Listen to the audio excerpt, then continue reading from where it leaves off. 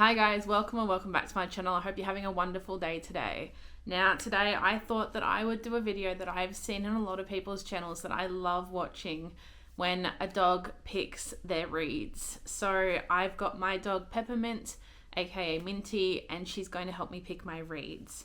Now full disclosure, I already filmed this intro a week ago. I'm a week into this video. I've lost all the footage from my original intro and I've lost the footage of her unfortunately picking my reads for me. So I can't really replicate the order in which she picked them, but I had basically on the wall put up a bunch of sticky notes with peanut butter on them, and there were about 5 of them, and she picked 3. So it was the first 3 that she licked that I read.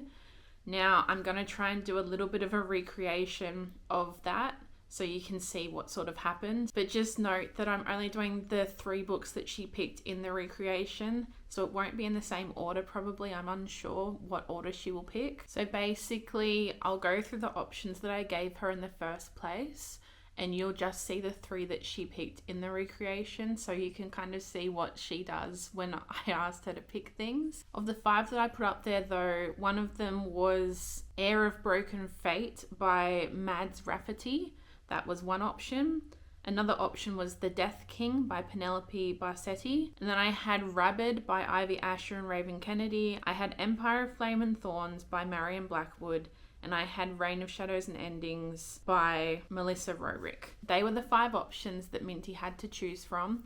And in this recreation, I'll have the 3 that she chose from, and it'll be in a different order, but at least you'll get to see her picking at some point. I am a little bit upset that I have lost that footage, unfortunately, but without getting too upset about it, here's the recreation for you. This is a recreation of the video that we did a week ago. She is sitting patiently waiting, or laying down patiently waiting. Now, this is the 3 that she chose in that video, minus spoilers. I've put peanut butter on each of them, which is what I did in the first video, and we initially had the 5 options, but we've got 3 now. So, without further ado, Minty, sit, wait. Okay.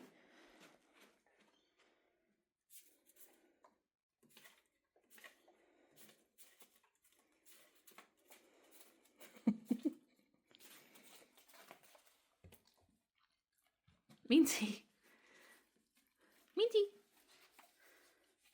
Minty. On the wall. Good girl. Okay, you don't have to eat the paper. Originally when she picked, this is the order that she picked those books in. So first up was Rabid by Ivy Asher and Raven Kennedy. Next was Empire of Flame and Thorns by Marion Blackwood. And the 3rd that she picked was Reign of Shadows and Endings by Melissa K. Rorick. Now, I am, like I said, a week into it, so you will see a clip in this video where I look the same, but I'm finishing off the 2nd book. So bear with me on that. I'm hoping that this video still turns out just as good. But yeah, unfortunately that first day of footage got corrupted and it has disappeared. So I hope you guys still enjoy this video and we'll move into it from here. So this is editing me coming in to let you guys know that yet again I have lost footage. So I have lost both of the clips that I filmed, the halfway point and the finish point of me reading Rabid by Ivy Asher and Raven Kennedy. So I'm going purely off memory here and the highlights of things that I highlighted on the Kindle app. I didn't make notes for this one. Clearly, I love doing that to myself. Hopefully I get it pretty accurate to all of my thoughts and hopefully don't forget anything. So basically, Rabid was about a girl and she had yet to get her wolf, and we start off with she's preparing for her mother's funeral. And this signals the end of her mother's protection, and therefore she is now vulnerable to the alpha that took over the pack.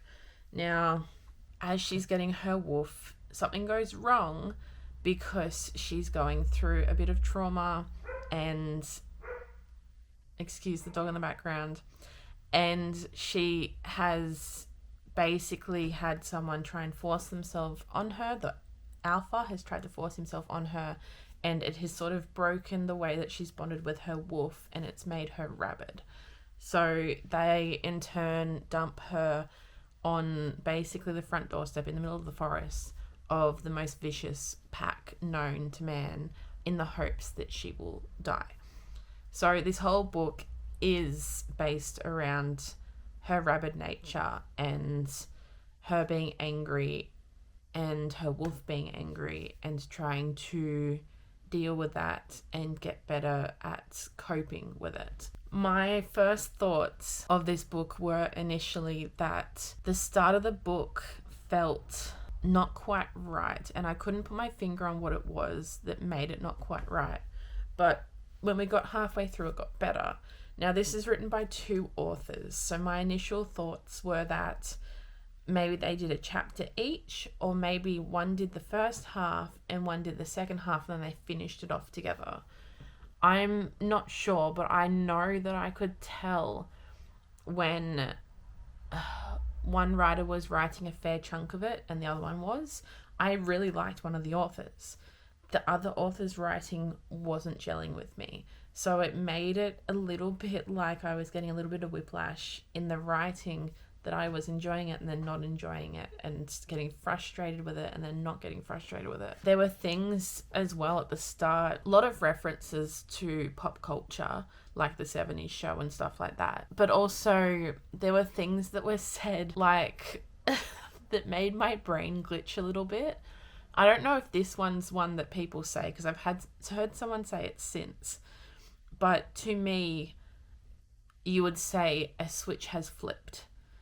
And it said a flip has switched. And my brain sort of glitched a little bit like, wait, what? Huh? And then there was another sentence. I don't remember what context it was in, but I remember I put a note against it saying, oh no. It said so much rawer, like more raw, so much rawer. And just even saying that out loud makes me a little bit like, okay. There was just a lot of sentences like that made my brain glitch a little bit, and I had to like second guess and like reread it. There were also parts that it sounded like it repeated itself. I understand that she was rabid and she's gone through trauma, but it kept repeating itself on how it was describing that. And it kept going back and just saying, this is because I'm rabid. This is because I'm angry. This is because. And I'm like, I understand that's why you're doing it. You don't have to explain it to me. The book is called Rabid. I don't need to have it explained to me every couple of sentences why you're doing what you're doing. I understand. I jumped into this book knowing that there would be moments where you're rabid and unhinged. I just felt like it didn't need to point them out so blatantly to me all the time and in the exact same ways. I did kind of love the male character that came in the second half. I liked him a lot more than I liked the main character.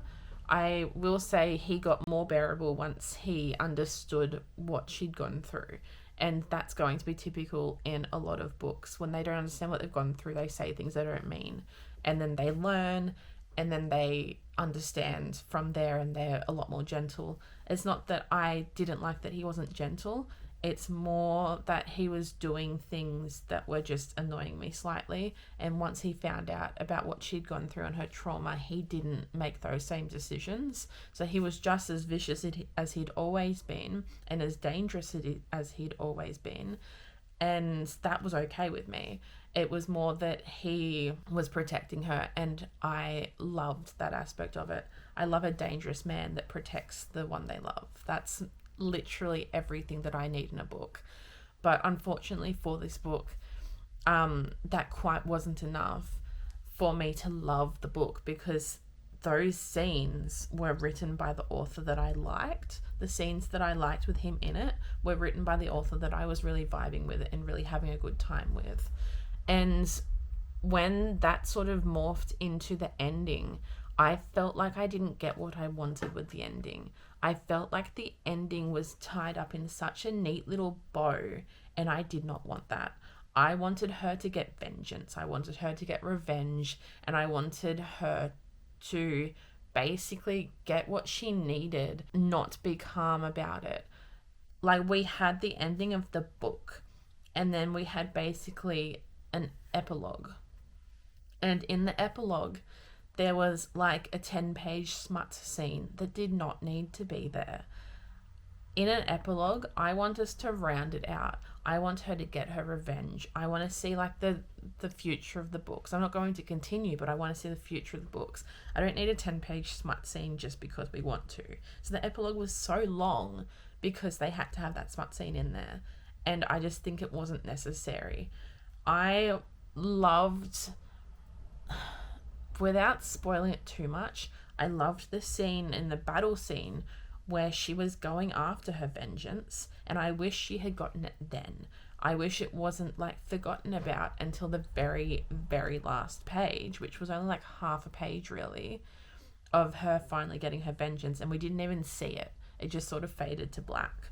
So I wasn't very happy with that, and at the end of it, I feel like it didn't satiate what I wanted it to be.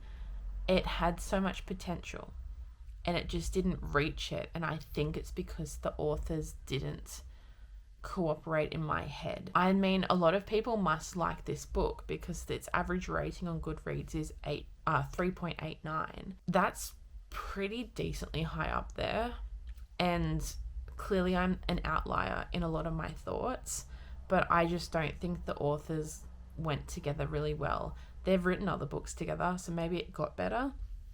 But in this book, I didn't feel the synergy between them, and it actually made it a downfall for me. So I rated it a 2 stars. It did not go well for me at the time. And at the time, I was very excited to start a new book to get me back into a book that I would enjoy. And you'll find out what I thought of that book in the next clip. I went on to Empire of Flame and Thorns from there. So I'll see you in the next clip. I hope you guys are enjoying this video, even though I've had some hiccups along the way with footage being missing, but hopefully video gets out and you guys are enjoying it. So I am going to leave you here and I'll see you at the end. Same spot, different day. So I have now reached the point where I have about 140 pages left in Empire of Flame and Thorns, and I have thoughts. So basically this is set in a world where we have dragon shifters and we have fae. There's humans somewhere, but they're not like central to this. So we have the Seelie fae, and the Unseelie are out of frame at the moment. I don't know if they'll come into this book or the next book, whatever. I don't care because they're not there. So basically it's a world where generations ago dragons shifters were slaves, and they were ruled over by the fae or the Seelie with dragon steel, I believe, to control them and make them do what they want, and they were dragon riders and all that. And then the dragons overpowered them with a rebellion of some sort, and basically now, generations later, the Seelie are paying for their ancestors' crimes still, even though no one alive now really experienced it. They're still getting blamed for it and paying for it, and now they are the lower, the slaves, whatever. So our main character, she's Selena Hale. She has powers just like every fae does, but her power is over emotions. So she actually is not trusted throughout the Seelie town because people don't trust that she won't control their emotions, and they blame her for certain things even if she doesn't do it. So she's a part of the rebellion, or the resistance I should say, and she doesn't get trusted enough to do many things, so she's only on lookout. So she decides that one day, after she's run across the city away from the commander and the soldiers of the dragon shifters to protect the people of the resistance, she's coming back and she sees a flyer for the upcoming for the atonement trials. So she sees this flyer for the atonement trials, and then she decides that she's going to enter. They happen every 150 years, and she was too young last time, so she's going to enter this time. Now, I believe she is said to be 167, and she can now control her magic enough to enter this competition. So she believes that she will win, and then because when you win, you get given heaps of money and you get to leave the silly, like the people that are trapped by the dragon shifters, you get to leave that area. She believes if she wins, she could help the resistance more. I don't know why she thinks that that's going to help much, or whether they'd still listen to her, but that's beside the point. So I feel the need to state my true words, basically how I came across them. So I've got some notes in front of me, and it's going to be in the order of my thoughts. So basically, it's really hard to put this into words that make sense. But when we're explaining the magic and we're sort of doing world building for this world, it's sort of done in a way that's almost like a child who just learnt something new. They're trying to tell you this thing. They're trying to put as much information as they can into it. That's probably not the best way to explain it. If I put it in a different way, it's like you've got a word count for an essay and you have to reach that word count. So you basically write everything out as long as you can and repeat yourself and put as many words as you can into it. That's probably more what it feels like. So when everything happens, it's almost like I've got this teenager in front of me just spouting words to try and get to a word count. And it actually gets a little bit tedious to that point. So I am zoning out when world building's happening. I get the gist of it, and I zone out when it starts repeating itself because I understand. I don't need the extra exaggeration to make me get it. In saying that, when she gets a target put on her back by the commander, when she goes into the trials and he does something, we'll come back to what my thoughts are on this later, but he does something that puts a target on her back and he states it to her, this is why I did this, to put a target on your back. And then she makes it her mission to go over to a group of people and try and bait them into asking her about it. And then she just explains straight out to people what he's trying to do. And for a group of people that don't trust her, I don't know how she thinks that would work anyway. It's like she's trying to over-explain herself to get sympathy so that they don't put a target on her back. She's very much a people pleaser. She wants to make everyone respect her and believe her and trust her and all of these things, to the point that it's actually getting annoying her character for me to read, because she has no backbone. And as much as where I'm up to now, she's starting to get a backbone, she still doesn't have the backbone that I'm wanting her to have. And I understand that for her character. So it's just that myself, it's irritating me a little bit. And it could be because I used to be like that a lot of the time and I no longer am. I don't know, but we're not going into my past. We're going into the character's past. When we're going back to that where she's explaining things to people, she's over 150 years old. And the way that she is talking is as though she's 16. The way she's acting is as though she's 16. And then we get some random scenes where it's not quite sexual, but it's insinuated sexual. And it just feels weird to me because I know that she's meant to be over 150 years old. But it's like she's 16 and it gives me the ick a little bit. I will say, though, that the enemies to lovers is not enemies to loversing. I'm not getting enemies. I'm not getting hatred. The chemistry between the commander and our main character is forced. And it's not just the chemistry that's forced, it's the hatred that's forced. He'll do something that you go, oh, he likes her.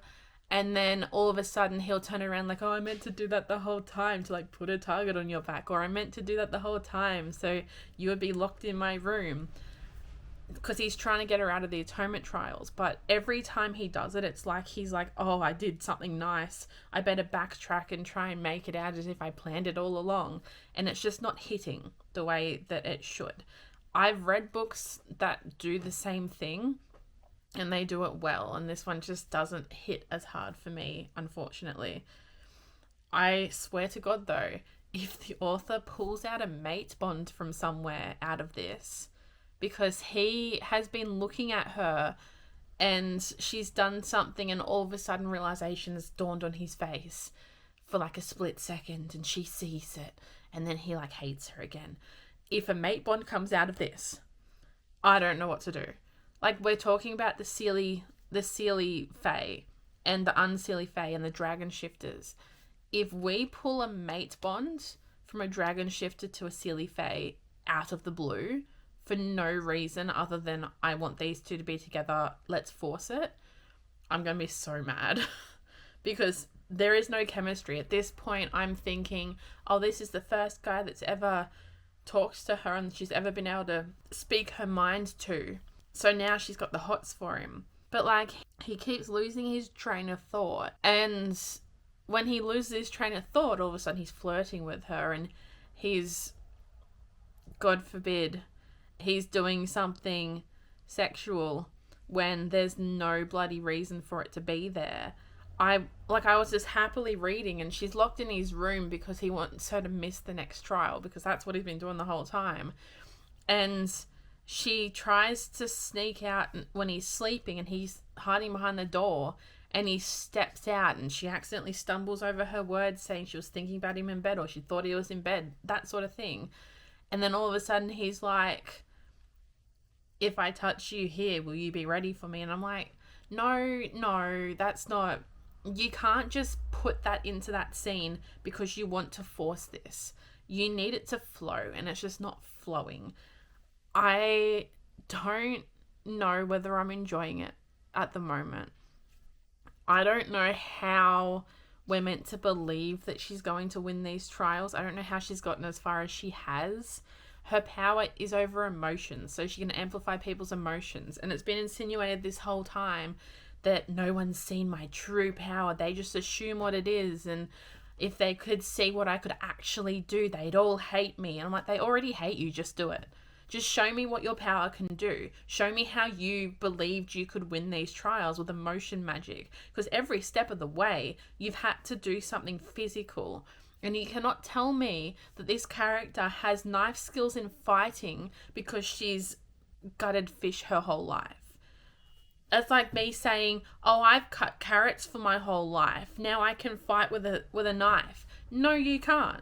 You don't get fighting skills from gutting fish, especially when you're watched so closely by the Dragon Shifters and you're constantly out there on lookout for the resistance. You're not training to do anything. So I don't know how you've got any knife skills at all against someone with brute strength or speed or whatever, but somehow she does. So I just think that everything at the moment is too convenient. It just sort of falls into place. Like, something happens and you're like, oh, how's she going to get through this? She's obviously going to get through this because we've got the rest of the book left. We don't have any other character perspectives, so she's not going to die. So I don't know. I think I'm missing high stakes. I'm missing danger. I'm missing the enemies to lovers that I want. The enemies to lovers is not hitting.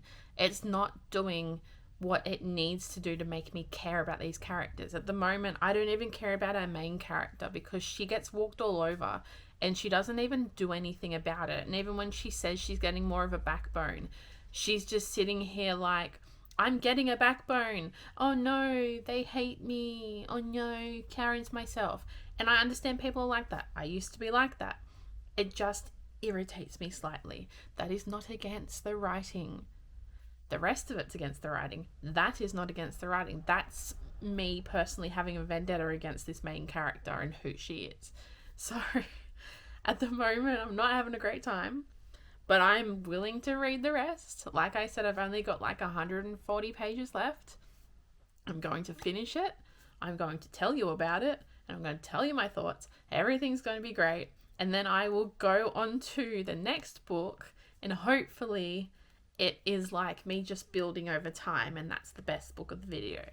So until then, I will be sitting here doing some work on my computer.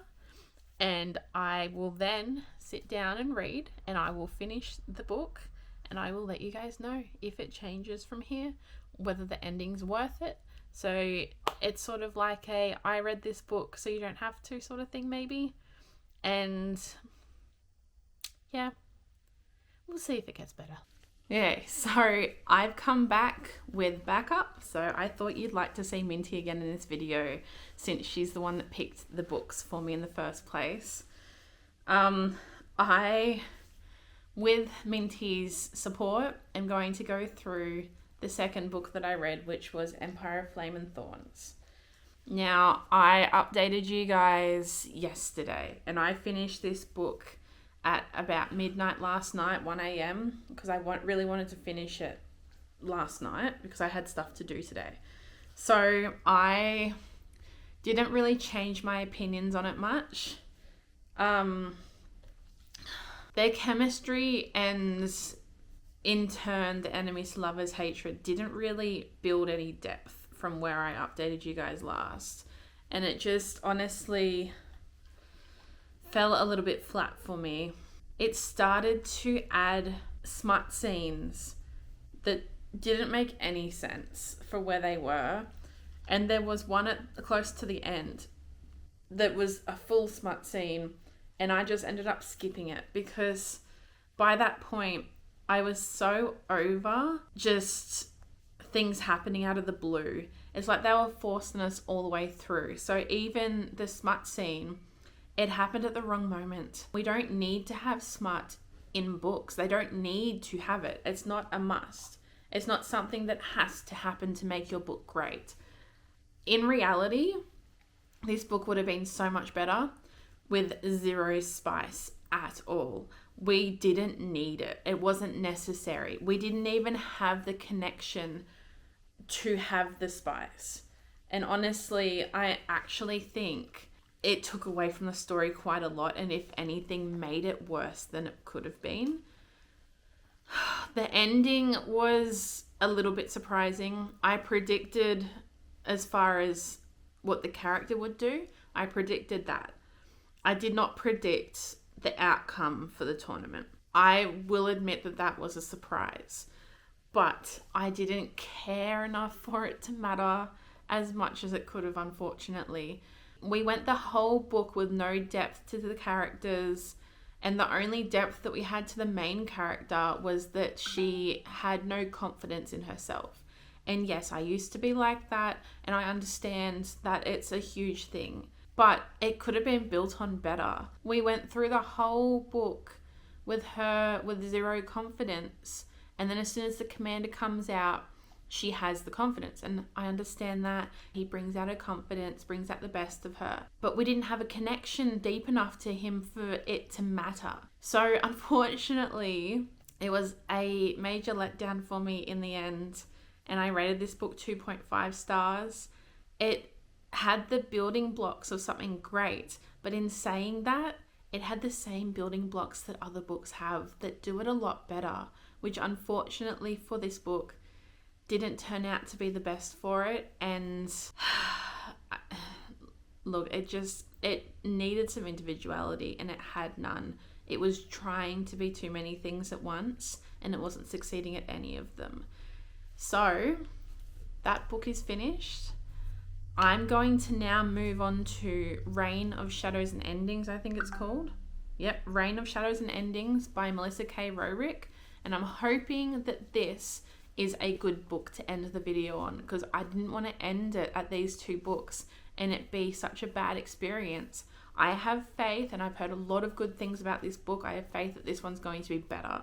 I'm not expecting 5 stars because then I'm holding it too high, but I expect that it's going to be a decent rating, maybe 4 stars. We'll see how it goes, but I'm excited to get into it. So I hope that it does get better, and I hope that from here the rest of this video is positive, good vibes, and Minty will be here along the way to help me in my reading journey. So I'll see you guys when I update you on the third book. Yeah, so I've come back to the same spot that I've been sitting in to update you guys. I've just been doing a lot of work at my desk, so I thought I'd pick up the camera and update you a little bit. So it's been a couple of days since I last said anything to you guys, and I didn't realize how long this book was. I didn't realize it was 655 pages. So I'm up to page 253, which is 40% of the way through the book. And I'm still sort of trying to grasp what I think. So basically, this book is about a sort of world that has fae, humans, and legacies. And legacies are descended from gods.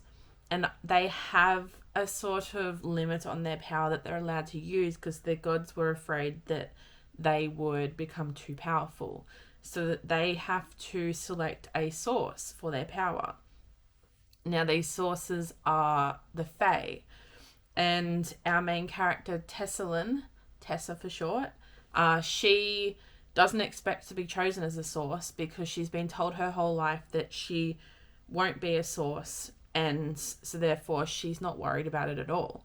But she meets a legacy in a alcove when she's eating chocolate, and she actually, in turn, I think, convinces him to pick her as a source. So she didn't realize at the time that he was one of the heirs, but he in fact is. So she's currently in a situation where she has her first marks to bond with him, and she's sort of half fighting the bond, half not, because she doesn't know what is real and what isn't and what's connected to this bond. Where I'm up to, we've just started to sort of, I'm hoping, open up a slight bit into her powers a bit more. I'm hoping that it doesn't do what I think it's doing. So this is obviously a fantasy book that was, at the very start of it, was warned to me that it was a darker fantasy and there's going to be elements that I probably won't like as much. And I don't think it's that I don't like them. It's that I'm trying to root for a love interest that's clearly the love interest. I'm trying to root for them, but they're pissing me off a little bit with things that they're saying.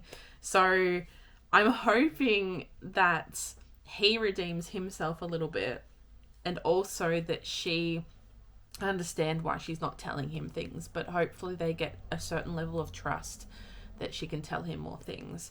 So there's basically not much that I can say. All we've done in this 253 pages is she's become the source, and she's basically just been staying there for a couple of days. I think like a week or maybe. I'm hoping that it opens up more and I'm going to root for the couple more. At the moment, I'm not, because at the moment, I just want her to get her powers and, take it out on him a little bit. But that's just my thoughts. I also want something really bad to happen to his father, but that's just my thoughts. But yeah, it's not something that I'm not enjoying, but I'm unsure whether I'm enjoying it a heap. I'm enjoying the sort of world building. I'm enjoying the world itself. I'm enjoying certain characters. I just don't know if I'm rooting for the love interests yet. So we'll see how it goes throughout the book. And as I read, I'm sure it'll expand more. Like I said, I'm only 40% through the book and it's 655 pages. So I expect a lot of things are going to happen from here. But yeah, at the moment, these are my thoughts, and hopefully they improve from here. Welcome to my home this week, where I work non-stop at my desk, and this is where I'm going to film.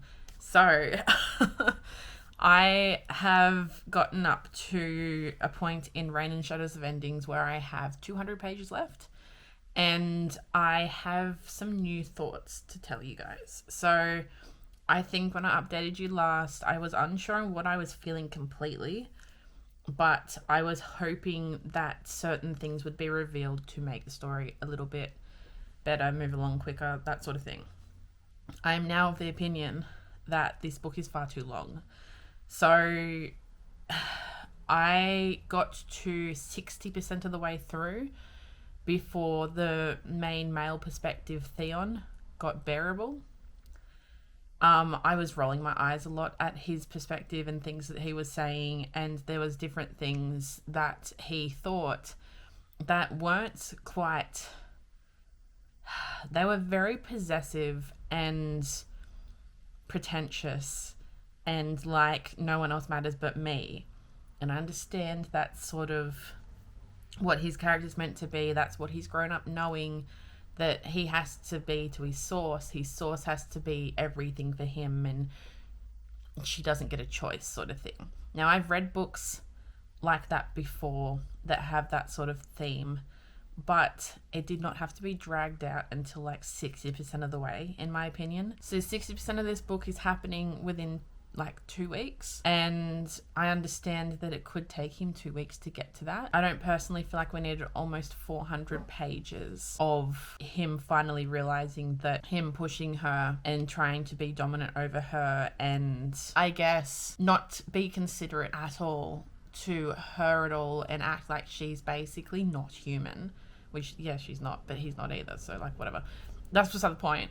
All the way through, he would say something that was almost redeeming him in my eyes, because I'm assuming that he's the main love interest, right? So he said stuff that was a little bit redeeming in my eyes. And then in the same paragraph, he would say something else that made me go, oh my God, just get your thoughts straight. She's not out to get you. Like, she's just sitting here going, I've been forced into this bond, and she has trauma from her past that obviously she hasn't shared with him, because like, I wouldn't if he was acting like that. He hasn't given any inkling into caring about her at all, apart from, you must do this, you must give in, you need to give in, why won't you give in? And she's fighting it, but he's not understanding that she's got trauma behind those responses. And at the end of the day, yeah, I'm assuming this book is basically about her being broken down to nothing so she can unlock her true self and her powers and everything. And then maybe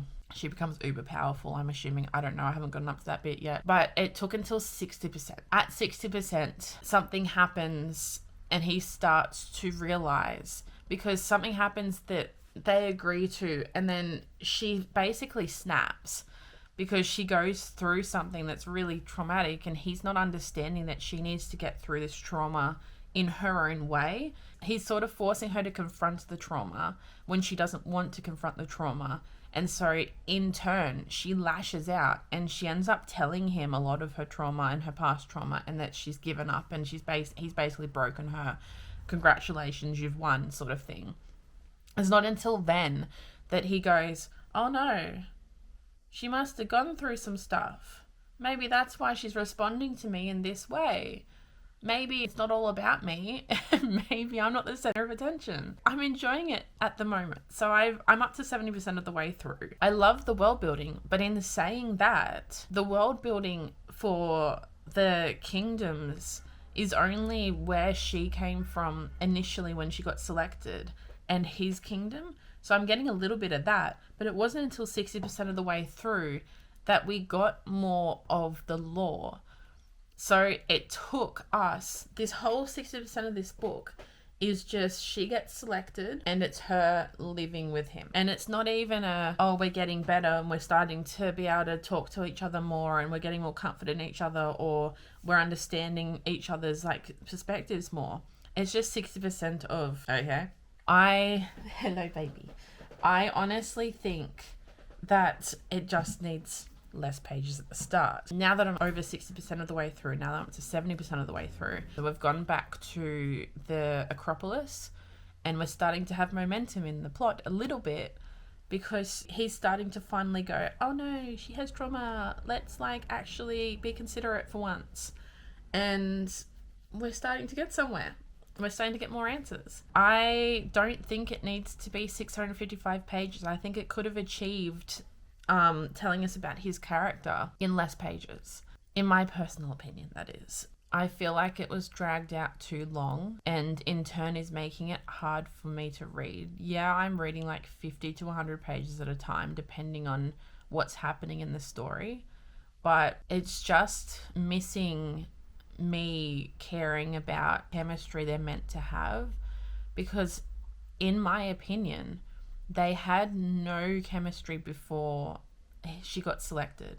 There was no chemistry before she went to his house and became the source and was expected of her and had a connection with him. I don't like that basically all she's feeling for him is coming from this bond that they have. It's almost like a mate bond gone wrong. Like they don't have chemistry before they realize it, and it's just like, oh, we have this bond now, I'm attracted to you, woo. Like she's not meant to be bonded to him for like marriage or anything. She's meant to be bonded to him for her power, and so that he can source on her power and everything in the future. So I'm not rooting for a relationship here. I'm hoping that someone that has popped up recently is going to be the love interest. I'm hoping that something happens that means that she sheds her marks or whatever, and that this mortal is the end game. Because at the moment she has more chemistry with this guy over here than the main guy that we're meant to, I guess, root for, I'm assuming. This is me just guessing at this point, because I have nothing more to go on, and I do not like the main male perspective, Theon. Tessa's perspective, I understand Tessa's perspective. I get it. I get why she's the way she is. I get why she's reacting the way she is. I get her opinions on the matter, because she is losing control because he is taking the control. And I personally don't like controlling sort of relationships. And I think that it's not done well in this book for me to like it as much, and I'm hoping that it's not endgame. I hope that he is not endgame. We have 30% more of the book left, 200 more pages. These 200 pages might turn out to be the best 200 pages of the whole book, and there might be plot twist after plot twist after plot twist, but at the moment I'm just not feeling it, and I thought that I would have a better opinion of this book, but we will see if the 200 pages redeems it. I think because half of this book is from Theon's perspective, it's unfortunately making me not like half of this book, because I do not like his perspective and I do not like him as a person. And I don't think at this point that he can be forgiven in my eyes for things that he has done, things that he has said mostly, and ways that he has reacted to her clearly having trauma flashbacks or panic attacks. We'll see if it gets better. But yeah, I'm just going to continue reading, and I'll update you guys when I'm finished the book. A lot of people have told me that I would rate it higher, and I just don't feel it at the moment. So yeah, I'll see you when I finish it. Okay, change of scenery. I'm not sitting at my desk. Shock horror. Okay, so I have now finished Reign of Shadows and Endings. So I don't know if my computer's going to save the footage that I filmed last. I'm hoping it does, but I'm having a lot of trouble with it deleting stuff that I'm filming, so hopefully it was there. But just a basic run over of what I said in the last clip, if it wasn't, I was saying how I did not like the main male character. I was also saying that I hoped that he was not endgame. So I have now finished the book. Obviously, I just told you that. I have decided to rate the book 3.5 stars. Now, the reason it is not a 4-star, as I was about to rate it, is because he stuck around. I still don't like the main male character. He is just too controlling. Now, I was forewarned that this was a dark fantasy. This is not my problem. My problem is not the dark romance nature of the fantasy book. That is not my problem. I do not like this man. I don't think it's an excuse to treat her the way that he treated her and treats her. I'm hoping this is the sort of book or book series where the first book, it's like setting up, you like this guy, and then I'm hoping he is, for the worst, what brings out who she really is. I'm hoping it's doing an Akatar. I'm hoping it's doing a Tamlin, because I can't for the life of me keep reading this series if he is going to be the love interest the whole time. Yes, there is chemistry there, but I believe it's the bond. I don't believe it's chemistry. I don't believe they should be together. So I personally do not like him as endgame, as her love interest. I do love the world and the world building. I loved her character and her journey through her trauma and everything. Like, she is still traumatized. Excuse the tippy tappies. You're right there. Yes, I know. We've got a very excited puppo. Okay, the puppo is still excited. She's trying to knock over the camera. But I'm back. Okay, so, what was I saying? That would be nice. She distracted me. So I love the world building. I love the character, that the main female character. I like her journey through trauma into something else. I really like her powers and the powers around her and the sort of element of the gods and the descendants of the gods. Unfortunately, it just so happened that the character that I do not like, he just happens to be majority of the perspective of the book, unfortunately. So we were reading from his perspective a lot, and I was eye rolling a lot. I was skipping over smut scenes between them because I did not care. I wasn't skipping completely over it because I believe there was context throughout it that I needed, but I was skipping through the smut moments. I didn't need it. I wasn't rooting for it. And the moment that stuff hit the fan for her in this book, I was on edge. I was on the edge of my seat. I was waiting to see when she would snap, and I was here for it completely. I don't know where it's going to go from here. There were sort of things at the end, after the last chapter, the bonus chapter, that was really interesting. It could develop into something more, and I really want to read that book. Now, in saying that, I did begin this month saying I wanted to stick with Kindle Unlimited books, and that I was trying to do that to read as many as I could before my free trial ran out. Now that I've done that, there is one series that I want to continue in it, clearly, to see what develops out of it, and that possibly means that I will be renewing the subscription for at least 1 month. So I can try and read the second book at least, and there's another series that I want to continue with, because we've gotten to I think I got 1.5 weeks left of the month, and I just don't think I've read everything that I want to read off it yet. So I really enjoyed doing this video. I really loved having my dog pick out the books that I was reading, and I'm sure she loved it too. Peanut butter involved. I am quite upset that the intro for this video deleted itself on my computer, and that also the footage of her choosing deleted itself. But like you saw, I did refilm those parts, so hopefully they turned out well. I'm unsure at this point because I haven't started editing the video yet, which I should have. But yes, I hope that you guys enjoyed this video. I hope that you continue to enjoy my videos. Feel free to subscribe, like this video, interact with it a little bit. I'd love to grow this community more and to start talking to more and more people that love books just as much as I do. Until next time, have a wonderful rest of your day, and I'll see you in the next video. Bye.